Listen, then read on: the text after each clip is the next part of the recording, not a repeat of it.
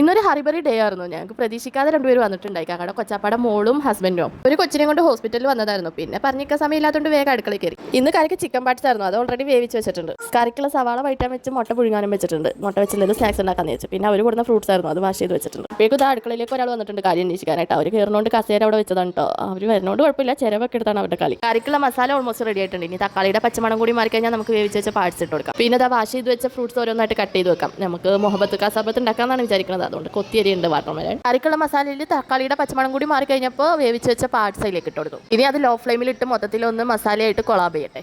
അപ്പോഴേക്കും നമുക്ക് അടുത്ത പരിപാടിയിലേക്ക് എടുക്കാം. മുഹബത്ത് കാസാബത്തിലേക്കുള്ള പാലൊഴിച്ച് പിന്നെ കുറച്ച് കണ്ടൻസ്ഡ് മിൽക്കും കൂടി ഒഴിച്ചു. കുഞ്ഞിനെ പേടിച്ച് കണ്ടൻസ്ഡ് മിൽക്ക് ഫ്രീസറിൽ വെച്ചേക്കുന്നതാണ് കുറച്ച് കട്ടയായിട്ടായിരിക്കും. പിന്നെ ബാക്കിയുള്ള തണിമാത്തൻ കഴിക്കാനായിട്ട് ഇതുപോലെ കട്ട് ചെയ്തു. പിന്നെ അത് മുസമ്പിയും കട്ട് ചെയ്ത് വെച്ചിട്ടുണ്ട്. ഇന്ന് പ്രത്യേകിച്ച് ഒന്നും ഉണ്ടാക്കേണ്ടെന്ന് വിചാരിച്ച ഒരു ഡേ ആയിരുന്നു കേട്ടോ. അതുകൊണ്ടാണ് ഇത്ര ഹറിബറി, ഒന്നും നോക്കിയിട്ടുണ്ടായില്ല. പിന്നെ നമുക്ക് വേണമെങ്കിൽ ഇതെല്ലാം പുറത്തുനിന്ന് മേടിക്കാം. പക്ഷെ എന്താണെന്നറിയില്ല, ഇങ്ങനത്തെ സാഹചര്യത്തിൽ എൻ്റെ മലപ്പുറം ചീന അങ്ങോട്ട് ഉണരും. എൻ്റെ പോരാളും ഇങ്ങനെ തന്നെയാണ്, just like that. Back to the work. ഞാൻ മുന്തിരി കുറച്ച് ഉപ്പിട്ട് തന്നെ കഴുകുന്നുണ്ട്. പിന്നെ നമ്മുടെ മുട്ടയുടെ സ്നാക്സിന് വേണ്ട സവാള കുറച്ച് വെള്ളം ഒഴിച്ച് സോഫ്റ്റ് ആക്കി എടുക്കുന്നുണ്ട്. ആ സ്നാക്സിന് പ്രത്യേകിച്ച് പേരില്ലാത്തതുകൊണ്ട് നമുക്ക് മുട്ട ബോക്സ് എന്ന് വിളിക്കാം. പിന്നെ അവസാന നിമിഷമാണ് ഓർത്തത് കിഴങ്ങ് നമുക്ക് രണ്ടെണ്ണം ഉണ്ടായുള്ളൂ. പിന്നെ വേഗം കാക്കാനെ വിട്ട് അത് മേടിപ്പിച്ച്. പിന്നെ അത് എപ്പോഴും മറന്നോണ കാര്യമാണ് ആ കസ്കസ് വെള്ളത്തിലിടാന്നുള്ളത്. അതുകൊണ്ട് അത് വേഗം വെള്ളത്തിലിട്ട് പിന്നെ നമ്മുടെ മുട്ടയുടെ മസാലയിൽ കുറച്ച് കുരുമുളക് പൊടി സോസ് വയ്ക്കാൻ മറന്നായിരുന്നു.